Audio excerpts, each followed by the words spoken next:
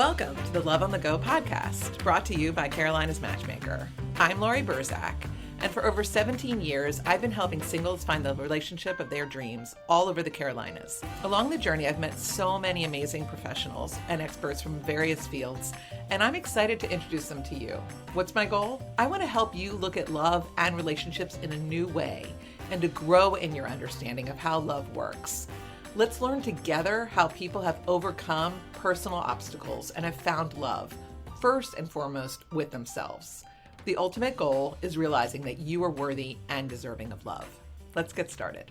Today I'm talking with Nicole Sodoma, the founder of Sodoma Law and a marriage-loving divorce attorney. She's a mom to 3 boys, a now ex-wife, a new wife, a woman business owner, a lawyer, a friend to many, and a trusted advisor to thousands.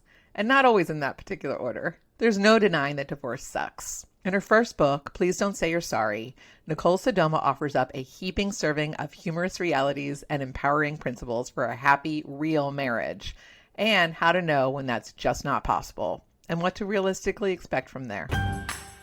Nicole Sodoma, I am so excited to have you today. I've known Nicole, actually, you and I met right before the pandemic, when you opened your new law firm offices uptown in the most gorgeous space I have ever seen.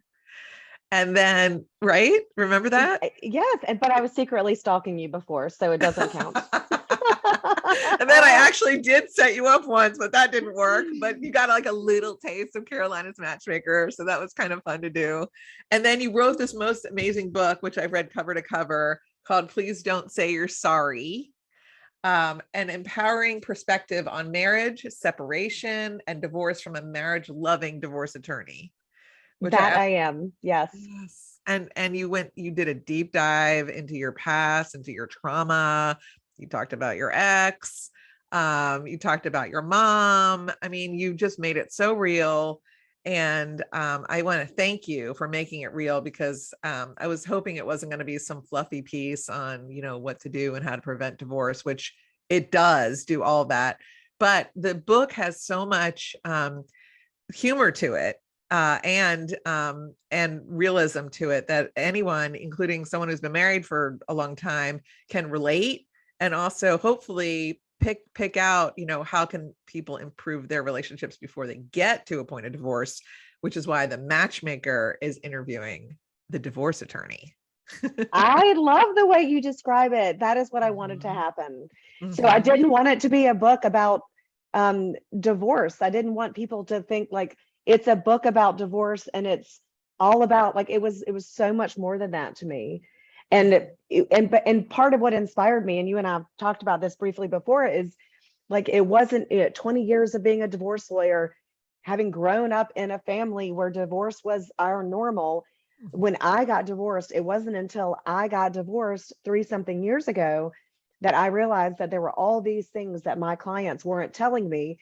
And there was all this advice that lawyers aren't telling their clients. So it was such an opportunity, and it was so eye-opening for me. And it was a dig deep. I think I redefined vulnerable for me personally. So I told my friends that if they bought it, I'd be so grateful, but they don't have to read it. I love that. What was like your biggest eye-opening moment? And you were married for 13 years, is that right? Yes. Mm-hmm. Okay. What was your most eye-opening moment through the divorce process that you weren't expecting? Oh, there are so many, but probably the one I say to my clients then and now, and will continue, that the people we marry are not the people we divorce. Mm-hmm. And that took on a whole new meaning for me, because I was under this impression that, well, God, I want to give myself a little bit of credit here. But I was under the impression that you could love someone and it be okay to not be married to them. So, and somebody said it to me, you have to love your children more than you don't like your spouse. And, that is a very mature and responsible way of thinking, but not everyone is capable of doing that. And so that understanding, I'd heard it from clients, but the idea that you weren't always going to be able to think about the impact on the children, or how your perceptions of how your behavior impacts your children, how you could once be on this same plane, and then the idea that you can't be spouses but you can be parents. I still feel like that's a possibility, but I didn't understand the weight of that. And now, I mean, like I said, like I know that sounds really scrambled when I describe it, because narrowing it down to one thing, but that was probably my first very eye-opening thing. So, right. And I know people who are not leaving their spouses because they don't want to destruct and destroy the family unit and the kids. And I also know people whose parents waited until they went to college to get divorced. And honestly, I think the impact was exactly the same. And it's that feeling of abandonment sometimes that it does occur for kids, and they'll get through it. But do you think that people should wait until kids leave the house before they get divorced? Obviously you didn't do that, but as a divorce attorney, what would you say to someone? I think it depends on the parents. Like a lot of times you'll hear like, well, I don't want to do it because of the children and I want to wait. But if parents are capable of doing it in a healthy way, if they're capable of separating because they recognize that it's going to be a healthier, happier environment for the children, it's going to be healthier, happier for either of the parents, and they can do it. I used to say, oh, kids are resilient. And I know that a lot of people say that, but so much of that statement also aligns with the willingness and the capability of the parents to manage that. So, if you're exposing the children to the conflict and the animosity, it is going to be hard, so it's not going to be well, anyway, some of this is for a therapist and not for a divorce attorney. But I'll say my experience from listening to clients, from being a mom, from having gone through divorce now firsthand, which doesn't make me unique. It just gives me another perspective on top of 20 years in my career, is that you have to decide what it looks like on the other side for you, because you are the only one who can control, like that's the only thing you can control in the process, is what choice you make and how you're going to respond to the other person's reaction to it, if you're the one making the decision. And so, do you have the right coping mechanisms in place? Do you have the right lawyer? Do you have the right support system? Because frankly, if you're unhappy in your marriage, or the other person's unhappy in their marriage, the kids know it. I mean, for all intents and purposes, they do know. They do. And so what kind of behavior do you want to model for them? And that's a personal choice. And I've seen it both ways. I thought there was an evolution happening with me, that I wanted to model a different behavior, and I had a lot of growth to do, and I didn't feel like I could do that in my marriage. And so I made a really, really difficult choice. If there's anything that I hope that this book does, and if there's anything that I hope that my message sends, is that regardless of where you are in your life, you are in a relationship with someone who at any point could come home and decide they don't want to be married to you anymore. Yes. And you might not see it coming, and you might think everything is great, and that everyone's been living the way that they've been living, and it didn't seem to look like that was a possibility, but it can be. And so it drives me nuts when we're not prepared for it. Right. And you talked to yourself about how you weren't prepared, like you didn't know the finances that was going on in the household. And you were obviously bringing in a lot of it, and you were just saying, okay, honey, you can handle this, which is very typical in a heteronormative, relationship. And so in the book, you're going through exactly the steps that probably a lot of women, frankly, aren't doing to understand their finances and having those very difficult conversations while they're still married to understand the finances, so that if they do decide in the future that they no longer want to be in the relationship, they have all of that information at their fingertips. And there's nothing scarier about being locked out of your bank accounts and being poor and needing to go through a divorce and not having any money to do that. And I've known people in that situation before. Well, and and a lot of times it's not, it's usually I'm scared to leave because of the children, but it also, probably more than that comment I hear from clients, is what will I do? I haven't worked, or I don't know what it will look like. I mean, that is a stereotype, but that is a real thing. And that is a scary place to be. I was just on a panel I was at a panel for women in a finance. It was a finance related panel. And I am always surprised. I hate to say surprised. I am surprised that at this juncture that we are still saying, I'm scared to ask.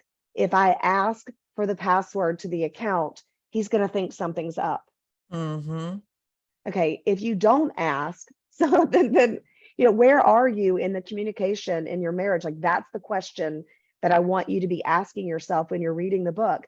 Is, I love my marriage, but what is wrong? What's happening with us if I am not comfortable asking the question about our business? Because you are in business with someone. We don't have to call it that. We are in relationship with someone. And I used in the book the example of, like, when would you take on a big job and not have an employment contract, but not look at it? Like, you're not curious about it. A more simple and maybe trivial example is, like, we insure everything. We talk about premarital agreements. We insure everything. We insure our cars, we insure health, we insure life, sometimes disability, but we aren't doing anything to protect ourselves in marriage when you know that the decision isn't necessarily going to be yours. That's right. And it doesn't have to be adultery. It could be an addiction issue, an abuse issue. It could be a third party, but it also could be a mental illness, or, I really want the door to communication to be more open than it is. And I mean, I think about how much it could reduce conflict if they ever end up in my office. Like, why are we not doing that? So anyway, that was one of the things that I hope to get across in the book. And that's why I didn't want it to be a book just about divorce. Like, I wanted it to be about being smarter in our marriages too. That's right. And something that you said that I thought made so much sense was that that conversation that feels like conflict that you're having about finances doesn't get any easier down the line. Like, you're either going to do it now or you're going to do it later, but it doesn't get any easier. So rather than brushing it under the rug, like, handle it now. The best conversations that I have with my husband are the ones where we have to get through a conflict. And then once we get to the other side, like, it's still scary for me to talk about certain things. But I push myself to do it, and then it's fine. And we get through it, and I feel like a higher level of consciousness once I handle it. And don't you feel closer? Oh yeah, so much closer. And I'm like, okay, we can do this. I mean, marriage is work. We have to work on it every single day. And I was going to ask you, you had said that you realized on your honeymoon in this book that you might have made a mistake, or right before you were going down the aisle, you were like saying to your mom, should I do this? And she was encouraging you, which, a lot of moms would do. So we'll give her a pass on that one. Cause your ex, seemed like a good person for you to marry at that point in your life. And then you were kind of like, well, there's always divorce as sort of an option, like in the back of your mind, you came from a divorced family. You probably figured, well, if it doesn't work out, we can always get a divorce, versus some people who are like, we're never going to get a divorce. Like, we're going to go into this marriage and never think about getting divorced. And you would think that most people would think the latter, but I wonder how many people do think, well, if it doesn't work, I can always get a divorce. So let's not think too far ahead. What has your experience been with that and what you've heard? I hated the idea that I gave myself an out Mm-hmm. so early, but Mm-hmm. but we were at that stage where, I mean, in my brain, my feeling was Mm-hmm. I had already crossed that 30 number. Mm-hmm. Mm-hmm. I did think that I want, like, it's all the normal stuff. I mean, I would say Mm-hmm. that my generation was feeling when they turned 30 and they hadn't met that right person yet. Mm-hmm. And all indicators were, he was the right person. And, I don't have any regrets. I've got three beautiful boys, Exactly. and Mm-hmm. am I'm like crazy about them. They're the loves of my life. So Of I don't course. have any regrets. What communication and being able to speak openly, it takes two people to be able to do that for effective Mm-hmm. communication. So Mm-hmm. I don't love the idea, like, what should have happened is I should have been voicing the things that were worrying me early on so we could have Mm-hmm. addressed them, right? And if Mm-hmm. he had the same thing, like, that's what we should have been doing. But Mm-hmm. nobody likes to be, what do people say? Nobody likes to be shit on. Like, Mm-hmm. we, shoulda, coulda, woulda, like, we're learning, we're Mm-hmm. evolving, we're getting better. Um, I don't, I'm the marriage loving divorce attorney. So when I am a part of that relationship process, I don't want you to use divorce as an out.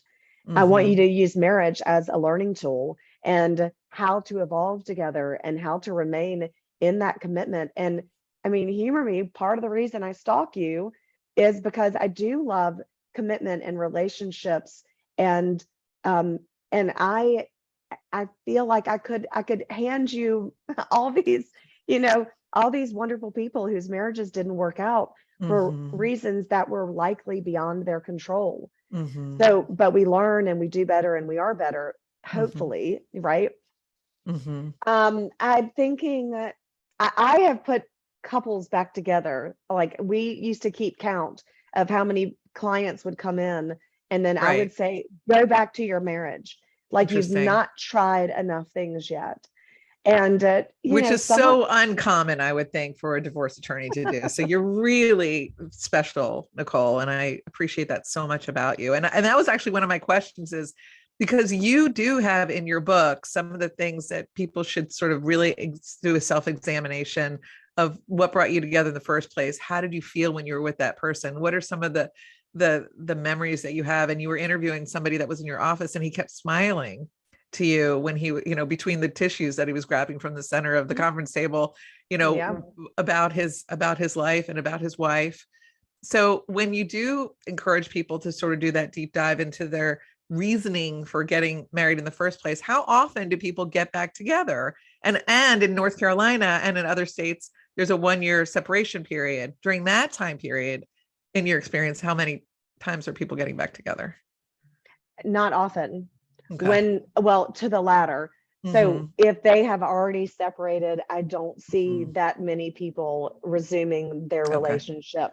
If Mm-hmm. they do, I haven't seen that many successful in that opportunity. Okay. But for the ones who are coming in and consulting with me about the next steps, if they Mm-hmm. decide to move forward with separation, Mm-hmm. I have seen a handful of those Mm-hmm. successful, not usually if there is a situation involving adultery. Mm-hmm. I Mm-hmm. don't usually see those, that it's hard to get the trust back for Mm-hmm. those people, it would seem, on this end. Of course, I only get one side of a story. Mm-hmm. So I don't know what the other version looks like, but generally Mm-hmm. speaking, from a client perspective, has been my experience. So, and I have, like I said, like, I will send them back to try to work it out. And Yeah. I'm them in the sense that whoever is the person who came to see me, because I don't think divorce is right for everybody. I just think marriage is hard work. Yeah. And sometimes I I scratch my head when someone comes to me and says, yeah, well, we just kind of grew apart and there wasn't anything negative except for that one thing. And I'm thinking, well, get back together again, figure it out, come back, you grew apart, but come back together. Just like, it's waves. And, with older generations, people, they just kind of stuck it out, for the most part. And I'm thinking, if you watch some of that older generation, my parents' generation, they had rough times, they got back together and things got better. I mean, once all the kids left the house, I'm sure my parents were just so happy and, ups and downs, but their love is clear to me. And just because a couple fights in a marriage, I've been thinking about this a lot, if they can get through their conflict and get to the other side when it's not like mean fighting, that doesn't mean you have a rocky relationship.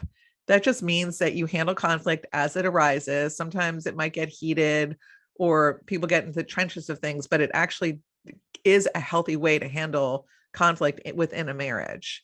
And if two people are on the same page as that, they can keep the love flowing. Well, and the idea is that you have those conversations early on, like have the I always say, like, if we're discussing premarital agreements and you're planning to get married, part of that conversation needs to be, okay, how are we going to handle finances first? But how are we going to handle conflict?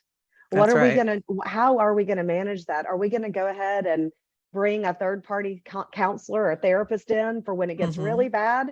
Do it early. Have an established relationship with someone that you both can talk to who is willing to do that. But start on the front end. It doesn't mean that your marriage is broken. It means that you're working on your marriage from the very beginning because you recognize the complexities of it. So, and you are there is the possibility that you're going to grow apart. But the question is like, where are you going to stay aligned, right? So Glennon Doyle says this beautiful thing in her book, Untamed. And I narrowed it down to just the idea. She talks about it in the sense of being a part of a family. She says it's about being held and free all at the same time. Like, how are you going to create that opportunity to be held and free? Because you can grow apart, but you also have to maintain that feeling of being held. So I love that idea of held and free in a marriage. And since you read the book, you will know that when I was writing the book, I met someone. That's right. George. Right? George, and we got married. And before we got married, we started on online because it was during COVID. But I'm going to guess we would have done it online anyway. But with some great relationship experts, and it gave us an opportunity to ask each other hard questions and to talk about these things. And it has been amazing. So interesting. So how long did you date George before you got married? I met him. Now, you're going to put this with when you tried to set me up with someone, right? No, I'm not even thinking about that. I just assume everybody's dating different people until they are engaged, honestly. Well, I met him let's see. So I met him in August of 20 and we were married April of 22. Okay. So, but the funny story is that I met him the day before I went on the date with the guy that you wanted me to go on a date with. Oh, that's funny. That is so funny. And I said to him, that the most amazing matchmaker has set me up with someone. Are you jealous? And he was like, no. I was like, well, you should be. We were just talking about it this morning. It's so funny. Oh, that's so funny. So you did kind of jump into a second marriage. You waited a little bit, but it was swift. And that was courageous of you to kind of take that leap of faith and that leap of love. Was what I needed to know over that period was, I separated March of 19. So I spent a year and a half, about a year and a half, knowing that I could do it by myself. Yes. Like I needed to know who I was as a human, not a mom, not a lawyer, but like who I was, because I had lost that. And so that over that period, I needed to know that I could do it. And I'm not just saying, like, I joke that, like, when I got my first blower, like leaf blower, Yes. that was like one of my favorite days, was my leaf blower. Don't mess with my leaf blower. But I needed to know that, like, I could do the things that traditionally were not my responsibility, in my marriage. And then I needed to know that I could do it myself. And so that was what that time was. And, I questioned too, how long is enough? I mean, I was really quiet about my own separation. So then if you don't know me and you don't know what's going on, and you only see my work in the community and my work in my practice and me as a mom, well, then you wouldn't have known. So it would have seemed like, damn, Nicole went right from blah, whatever. And I had to really sit with that, because, I'm human too. And it matters to me what people think. And I didn't want that perception. But at the same time, what works for one person doesn't necessarily work for another. And it was a personal decision for me to get through that period. And I did a lot of work on myself through that period, and have not stopped doing a lot of work. And now I get to do it with someone who also continually works and understands the complexities and how important that communication is, and being held and free. So I love that. So it sounds like this relationship is a lot different from your previous relationship, your marriage. Well, I am I am different. And you're different. So, and what's interesting is that, during that separation time, I always recommend that people not date during that 1 year separation. And in fact, when people come to me separated, I'm like, I'm not taking you on as a client. I'm not even doing a consultation with you. I'm not getting you online dating. You need to just work on yourself and just be still and get to know you, instead of jumping right into another relationship, because that's not healthy.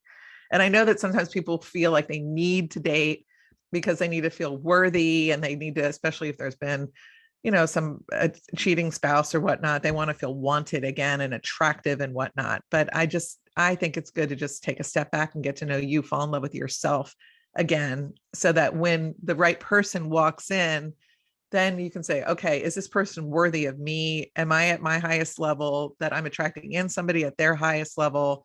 And then the next relationship is going to be so much better, just like what you just said, that you're different. Well, I am queen of distractions. So did you read in the book all my distractions? Yes, I did. Talk about those a little bit, because that was fun. Oh gosh. I mean, you named the distraction. I put it in place, because if you were going to make me think about myself, like, I was not prepared for that. I mean, it was a process, right? So if I could add a distraction, I did. From redecorating to, you bought a new home with a pool, you redid your kitchen. You did it all.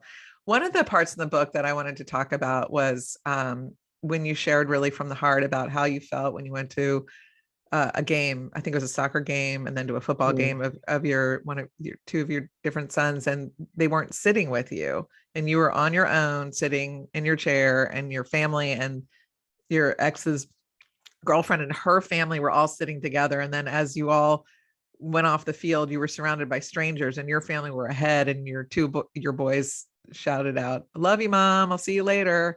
And they went off. And that's the part about divorce that a lot of people aren't prepared for, is you're not leaving the game as a family anymore. It gives me chills when I think about it, and how that must feel.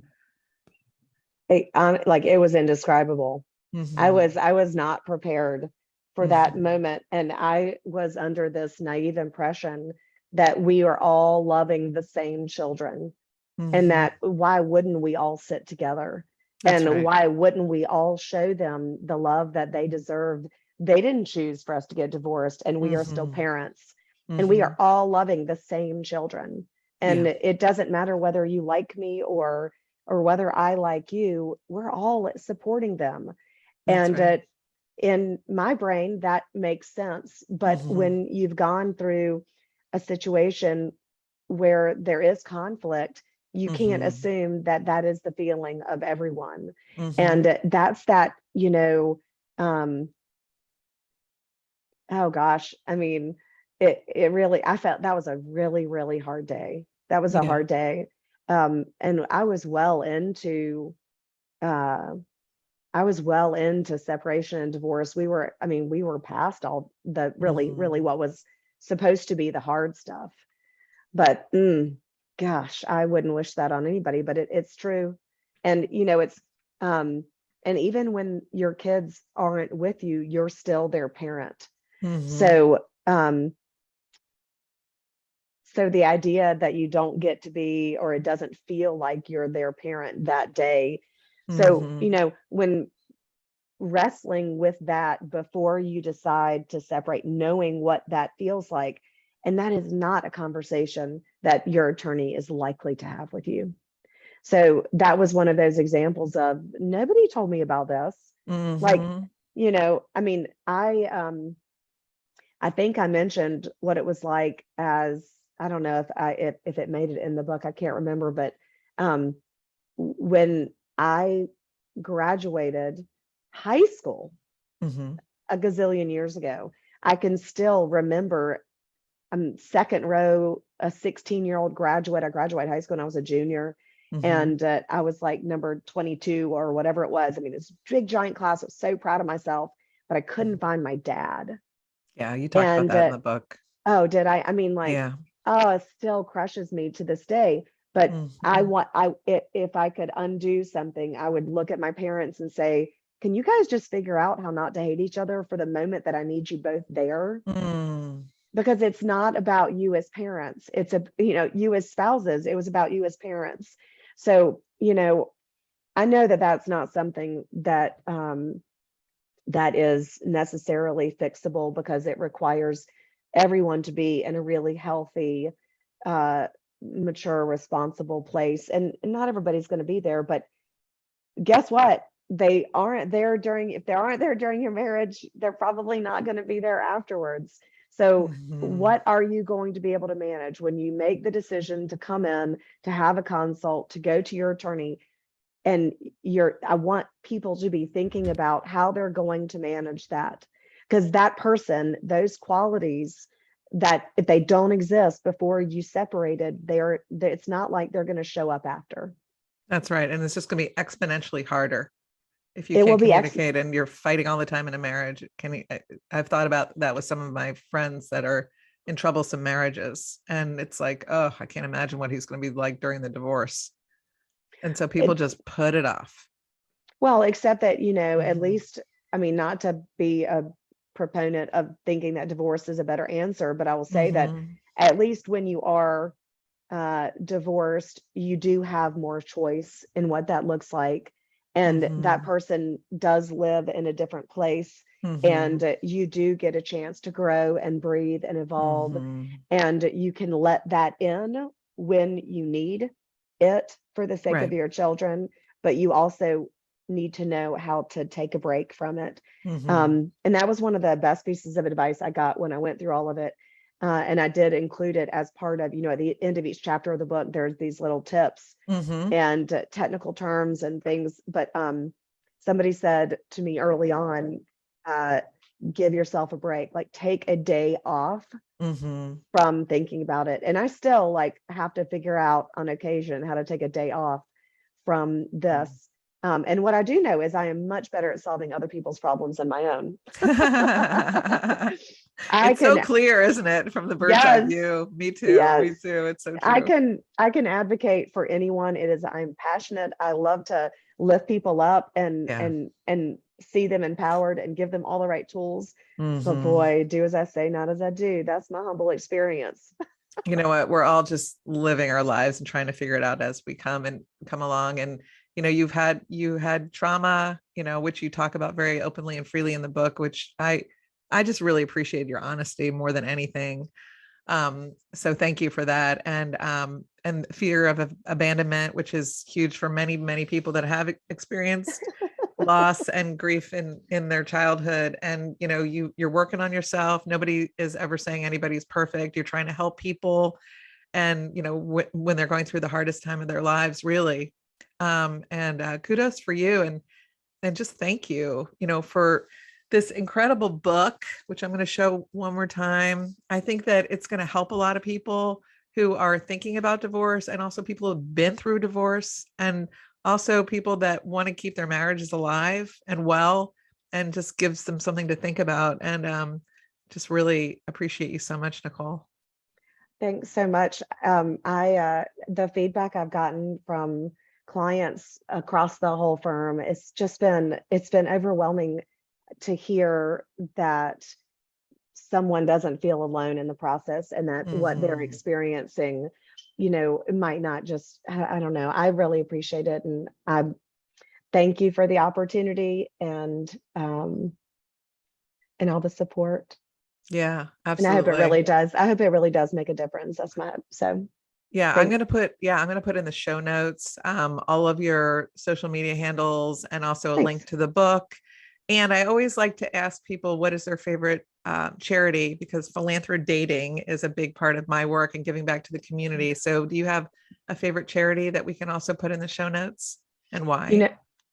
You know what,